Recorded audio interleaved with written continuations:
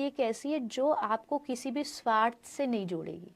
कभी आपने ये नहीं सुना होगा, कोई अपनी मर्जी से कह रहा हो अलग बात है, पर कोई ब्रज में मंदिर हो या कोई ऐसा स्थान हो, वहाँ ये नहीं कहा जाएगा भाई तू राधे राधे बोलेगा तो तेरा ये काम बन जाएगा। हम कहते राधे राधे बोलेगा तो तुझे कन्हैया मिल जाएगा, ये सबसे बड़ी चीज मिलेगी तुझे। हम नहीं चाहते कि लोग राधा रानी से स्वार्थ से जुड़े, संसारिक स्वार्थ से।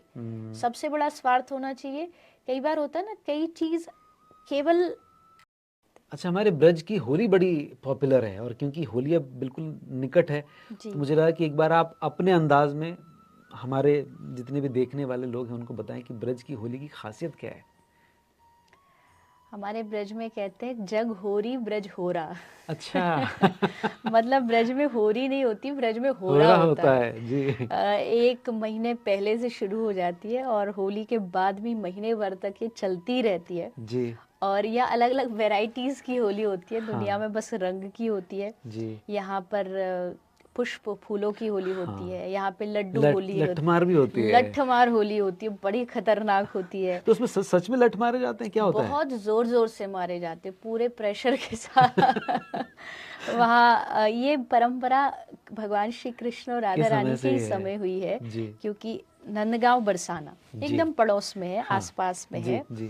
तो उस दिन एक दिन नंदगांव से लोग आते हैं बरसाना, और एक दिन बरसाना से नंदगांव जाते हैं। तो जब वो नंदगांव में स्पेशली होती है लठमार होली।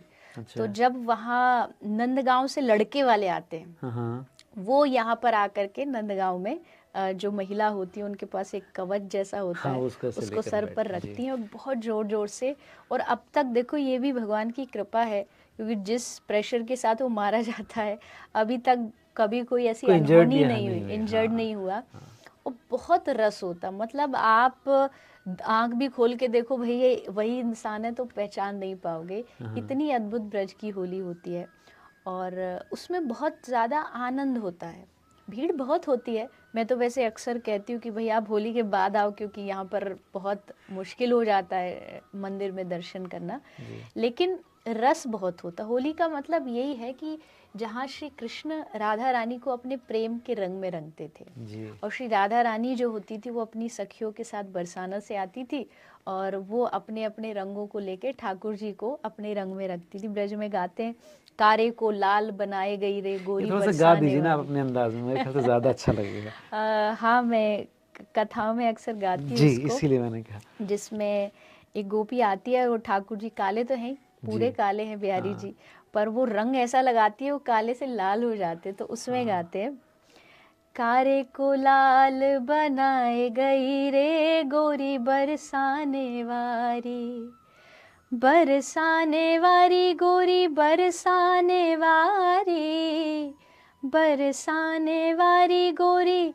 बरसाने वारी, कारे को लाल बनाए गई रे गोरी बरसाने वारी, कारे को लाल बनाए गई रे गोरी बरसाने वारी। तो ऐसा रंग लगाती थी श्री राधा रानी। और बड़ी, ये कह सकते हो आप, इतना भयानक कंपटीशन होता था जब ठाकुर जी रंग डालते थे। उनके जो सखा है मधुमंगल, श्रीराम स्तोक, कृष्ण राधा रानी की सखियाँ होती थी ललिता, विशाखा, चित्रा, तो उन दोनों में कब कहाँ कन्हैया को छुप करके पकड़ना है और उन पे रंग डालना है। तो तब से ये परंपरा आज तक ब्रज में चली आ रही है। और ब्रज से बाहर मैंने देखा है कभी कभी होली का जो स्वरूप है वो कभी कभी थोड़ा गलत हो जाता है, जैसे नशा, छेड़छाड़ या गंदे तरीके से किसी को कीचड़ में डाल देना। पर हमारी ब्रज की होली ऐसी नहीं। हमारे ब्रज की होली में बड़ा आनंद आता है। आप के साथ कोई भी इस प्रकार का दुर्व्यवहार नहीं होता और होना भी नहीं चाहिए, क्योंकि ब्रज भूमि ये प्रेम की भूमि है। तो ये होली ऐसे ही उत्सव चलता रहता है। तो मैं सबसे निवेदन भी करूंगी कि ब्रज में होली पर आते हैं तो जरूर आइए, पर यहाँ किसी भी प्रकार की अभद्रता न करें। जो ब्रज का स्वरूप है ना होली का, वो वैसे ही रहने दें, उसमें मिल जाए।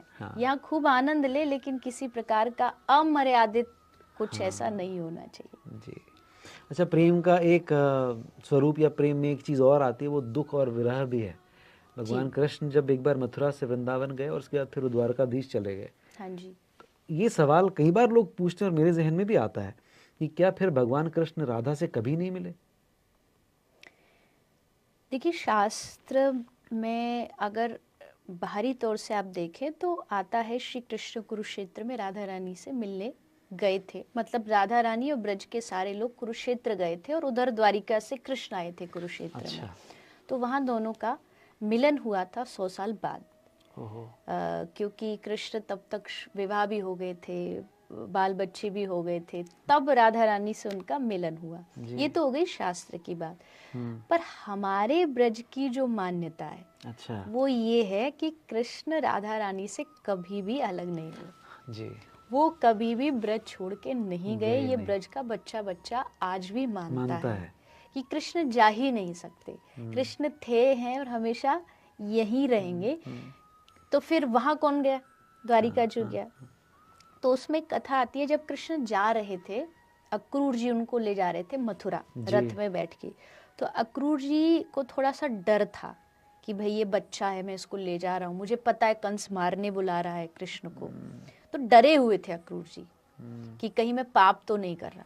तो जब वो वृंदावन से जा रहे थे मथुरा, तो रास्ते में यमुना जी आती हैं। तो यमुना जी में स्नान किया उन्होंने, डुबकी लगाई, और जैसे डुबकी उन्होंने अंदर लगाई तो उन्होंने सामने देखा कि कृष्ण का चतुर्भुज रूप, वैकुंठपति बैठे हैं, सब हाथ जोड़ के उनकी स्तुति कर रहे हैं, अर्चना कर रहे हैं।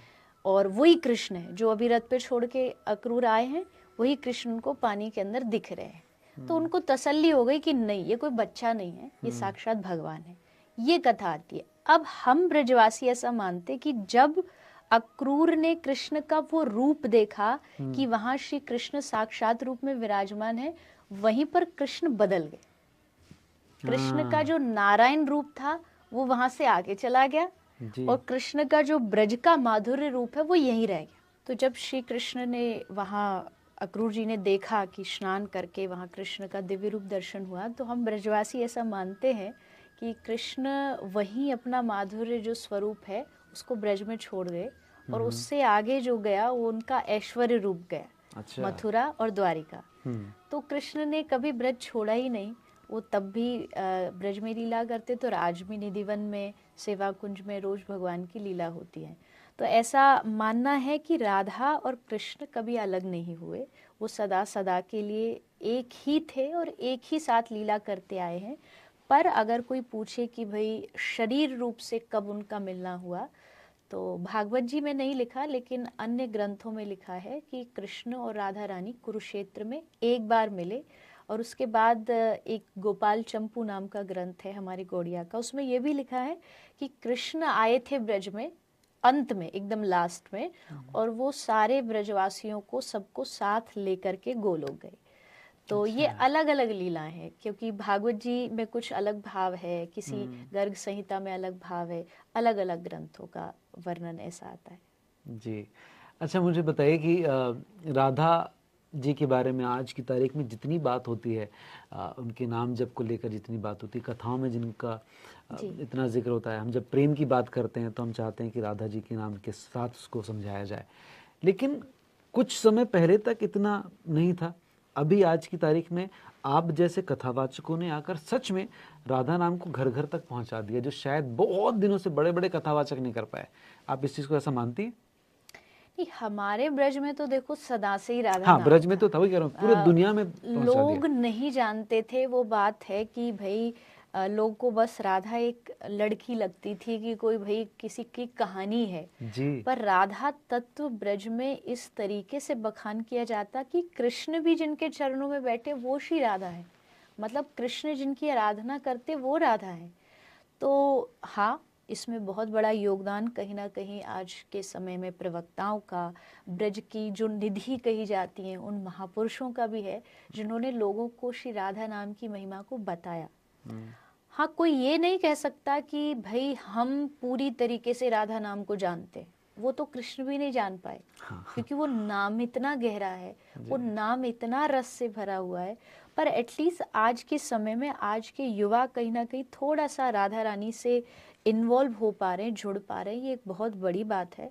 और जितना वो राधा रानी को जानेंगे, मुझे ऐसा लगता है, या तो ये कह लीजिए कि मेरा प्रेम उस तरफ ज़्यादा है, पर मुझे ऐसा लगता है दुनिया में उतना किसी भी नाम में उतना रस नहीं है जितना राधा नाम में है। कृष्ण नाम में भी उतना रस नहीं है जितना राधा नाम में, पर ये रस जिसकी जीभ को लगेगा वही समझेगा। आज से पहले तो लोग को राधा रानी पर और उल्टा उंगलियां उठाते थे, कृष्ण पर उंगलियां उठाते थे, पता ही नहीं है। लेकिन जब उसका असली महत्व समझ जाओगे, और मुझे लगता घर घर में अभी और भी राधा नाम प्रचार होने की बहुत जरूरत है, ताकि ये जो लोग भटके हुए ना, राधा रानी की ब्रज की भक्ति एक ऐसी है जो आपको किसी भी स्वार्थ से नहीं जोड़ेगी। कभी आपने ये नहीं सुना होगा, कोई अपनी मर्जी से कह रहा हो अलग बात है, पर कोई ब्रज में मंदिर हो या कोई ऐसा स्थान हो, वहाँ ये नहीं कहा जाएगा भाई तू राधे राधे बोलेगा तो तेरा ये काम बन जाएगा। हम कहते राधे राधे बोलेगा तो तुझे कन्हैया मिल जाएगा, ये सबसे बड़ी चीज मिलेगी तुझे। हम नहीं चाहते कि लोग राधा रानी से स्वार्थ से जुड़े, संसारिक स्वार्थ से। सबसे बड़ा स्वार्थ होना चाहिए, कई बार होता है ना, कई चीज केवल आप अपनी खुशी के लिए करते हो, तो राधा नाम खुशी है मन की। जब भी आप दुखी हो, परेशान हो, अपने कमरे में बैठो, राधा राधा बोलो। राधा राधा बोलने के भी अलग अलग टाइप्स हैं। अच्छा। जैसे मैं कहती हूँ, एक तो पेट खाना जो आप खा रहे हो पेट भरने के लिए खा रहे हो, ठीक। एक आप खा रहे हो स्वाद ले लेके खाना, हाँ, उसमें बहुत फर्क होता है। ठीक है। तो राधा नाम एक तो ऐसे ले रहे हो, एक राधा नाम आप अकेले में बैठो, कोई आपके पास नहीं हो, हर एक सेकंड में एक एक सांस के साथ आप अलग अलग राधा राधा राधा बोल के देखो, तो आपको राधा नाम का टेस्ट आएगा, राधा नाम का स्वाद आएगा कि भाई ऐसा भी हो सकता है कि एक शब्द में इतना स्वाद कैसे हो सकता है जी। तो वो जब आप किसी रसिक ब्रज के संत के सानिध्य में आओगे तब समझ आएगा।